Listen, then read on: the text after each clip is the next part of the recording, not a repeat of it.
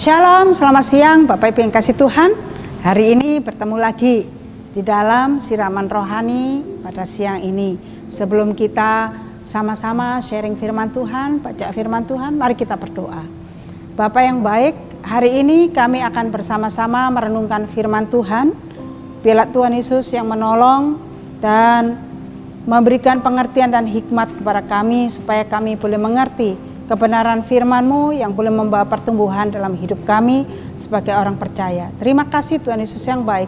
Berkati firman Tuhan hari ini dan pakai hamba yang lemah untuk dapat menyampaikan kebenaran firman-Mu. Terpujilah Engkau Bapa, dalam nama Tuhan kami Yesus Kristus kami bersyukur dan kami berdoa. Amin.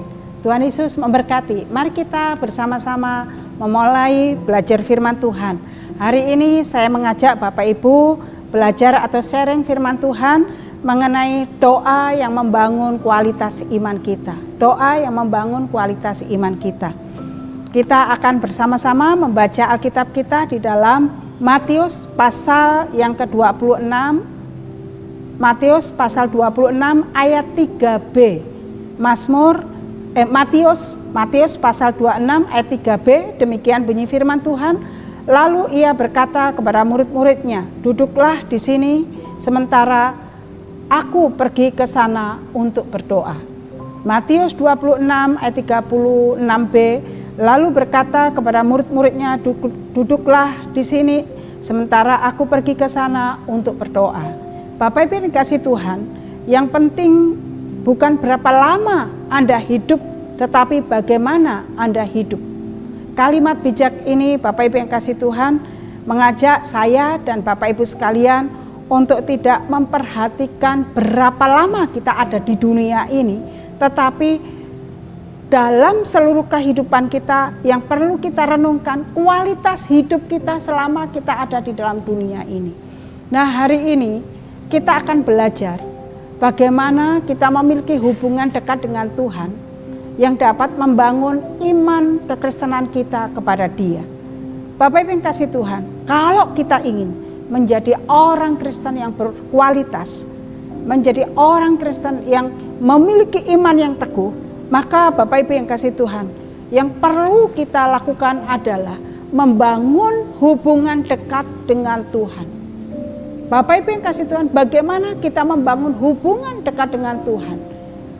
Bapak Ibu yang kasih Tuhan, kita harus mempunyai jam-jam pribadi untuk kita berkomunikasi dengan Tuhan. Melalui apa? Melalui doa.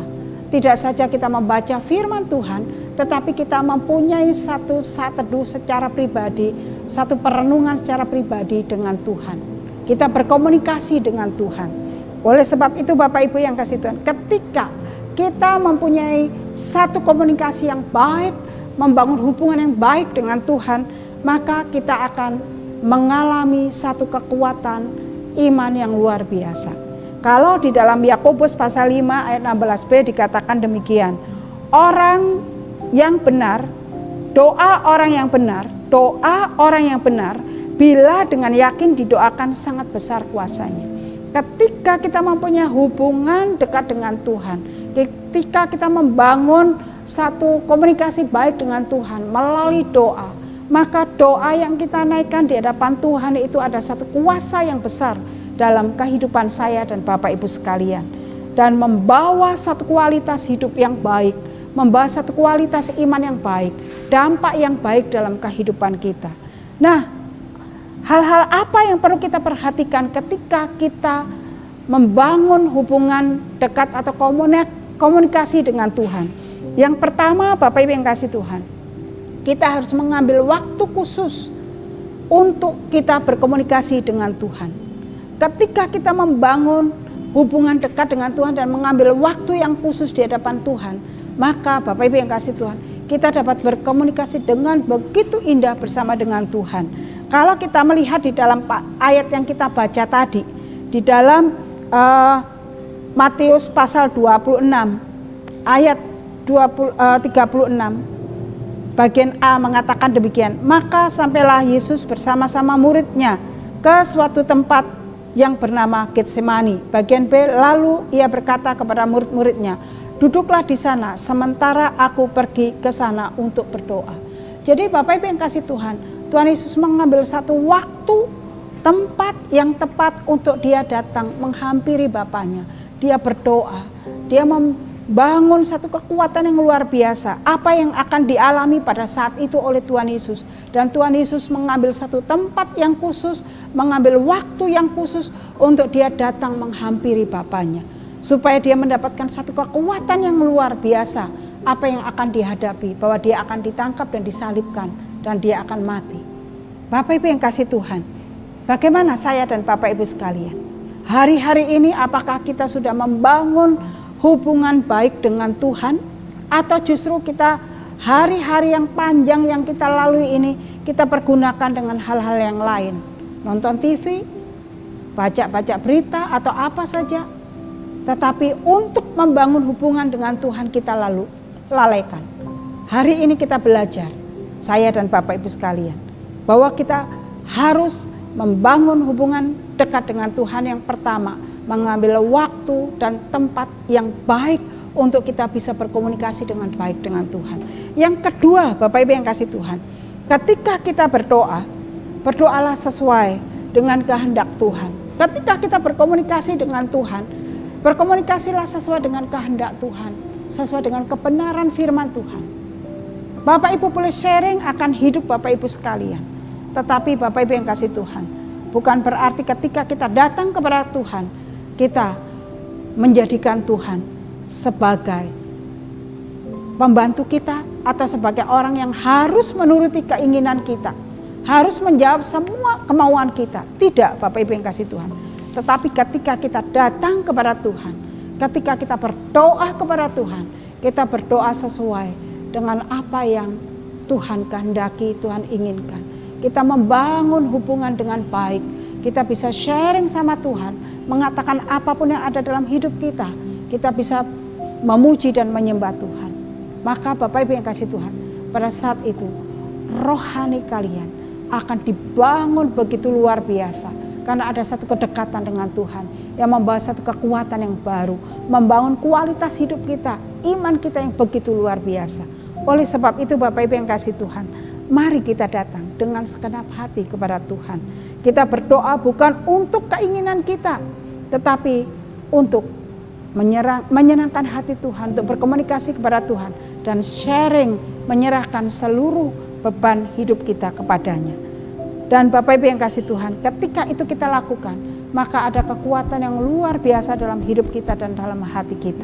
Hal yang ketiga, Bapak Ibu yang kasih Tuhan, kita harus sabar menanti jawaban Tuhan ketika kita mengajukan permohonan kepada Tuhan.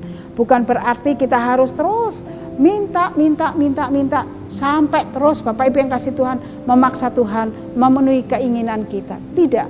Ketika kita datang kepada Tuhan, mengajukan permohonan kepada Tuhan, kita mengajukan dengan kerendahan hati kita, dengan kesabaran kita. Bapak Ibu yang kasih Tuhan, ketika kita berani datang kepada Tuhan, tinggal bersama dengan Tuhan, kita menantikan jawaban yang Tuhan berikan sesuai dengan apa yang Tuhan mau, maka itu yang terbaik dalam hidup Bapak Ibu sekalian. Dan ketika itu Tuhan berikan sesuai dengan jawaban Tuhan, maka Bapak Ibu yang kasih Tuhan, kita akan memahami bagaimana Tuhan itu luar biasa dahsyat dan baiknya dalam hidup kita semua. Bapak Ibu yang kasih Tuhan, Tuhan tahu apa yang menjadi beban, apa yang menjadi kebutuhan Bapak Ibu sekalian. Tuhan mengerti apa yang akan menjadi keperluan Bapak Ibu sekalian. Bapak Ibu yang kasih Tuhan, kalau saya boleh sharing, saya pernah bersama dengan salah satu rekan hamba Tuhan di tempat ini. Waktu itu kami berjalan untuk belanja di pasar sebelah gereja. Nah, ketika saya melewati penjual bakso, Bapak Ibu yang kasih Tuhan, saya bersama dengan teman saya ini berkata seperti ini, waduh baksonya enak sekali ya, tapi kami berdua sudah terlanjur beli makanan. Kalau saya beli bakso, makanan kami tidak akan termakan karena nggak mungkin muat gitu dalam perut kami. Terus Bapak Ibu yang kasih Tuhan, ketika kami berada di pasar ketemu dengan jemaat, dan jemaat itu berkata, ayo mampir ke rumah sebentar. Akhirnya kami berdua dengan rekan hamba Tuhan kami ini mampir. Ternyata Bapak Ibu yang kasih Tuhan, apa yang terjadi ketika kami mampir ngobrol dan mendoakan jemaat ini, Bapak Ibu yang kasih Tuhan, ketika mau pulang Jemaat ini mengatakan jangan pulang dulu, makan dulu. Ternyata apa yang terjadi Bapak Ibu yang kasih Tuhan? Kami berdua disiapin bakso Bapak Ibu yang kasih Tuhan. Kami berdua hanya melihat, wah bakso ini enak. Kami berdua hanya kepingin, tidak bermaksud untuk membeli. Tetapi Tuhan tahu jauh lebih luar biasa. Ini hal yang sepele Bapak Ibu yang kasih Tuhan. Hanya masalah bakso. Akhirnya kami berdua bersama dengan rekan kami ini mengatakan Tuhan itu begitu luar biasa baik. Bapak Ibu yang kasih Tuhan, hanya hal sepele, apalagi hal-hal yang Bapak Ibu butuhkan.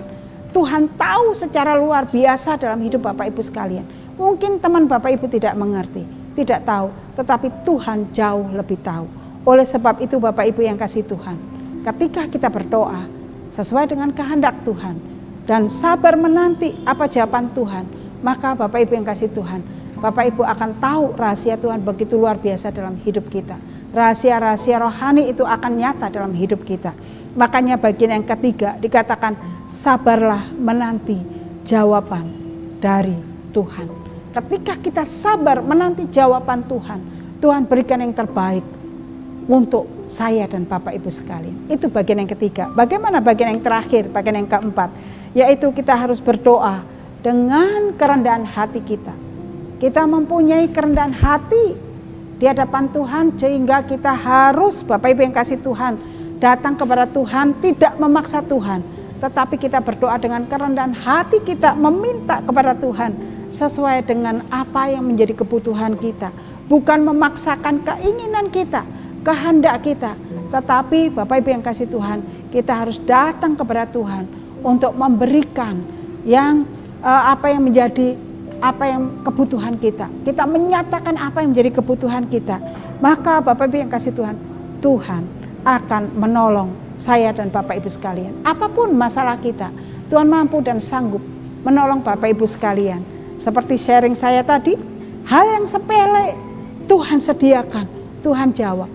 Saya belum meminta, saya hanya kepingin saya bersama dengan rekan saya. Tetapi jawaban Tuhan pada saat itu sungguh luar biasa. Apalagi pergumulan Bapak Ibu saat ini mungkin sangat membebani Bapak Ibu. Serahkan kepada Tuhan dengan kerendahan hati kita, dengan segenap hati kita. Sabarlah menanti pertolongan Tuhan. Maka Tuhan akan genapi dalam hidup saudara sesuai dengan kehendak dan rencana Tuhan. Tuhan akan memberikan yang terbaik buat Bapak Ibu sekalian. Nah, Bapak Ibu yang kasih Tuhan, biarlah firman Tuhan ini menjadi kekuatan kita bersama. Hampirilah Tuhan dengan segenap hatimu. Maka ketika kita membangun hubungan kita dengan baik sama Tuhan, disitulah kita juga membangun iman kita, kualitas iman kita bersama dengan Tuhan. Karena ketika kita berdoa, mengajukan semua pergumulan kita, sharing kita kepada Tuhan dengan segenap hati kita, dengan sesuai dengan kehendak dan rencana Tuhan, di situ ada satu kekuatan yang luar biasa. Biarlah firman Tuhan ini boleh menjadi berkat kita semua. Amin. Mari kita berdoa. Tuhan, kami menyerahkan seluruh pergumulan kami kepadamu. Biarlah Tuhan yang mendengar permohonan kami dan Tuhan menolong kami.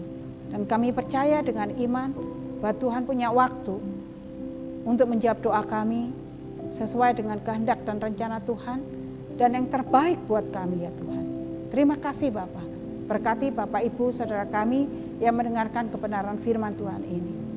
Terima kasih Bapa, kami mengucap syukur dan kami menyerahkan seluruh doa kami di dalam satu nama Tuhan kami Yesus Kristus. Amin. Tuhan memberkati, sampai ketemu.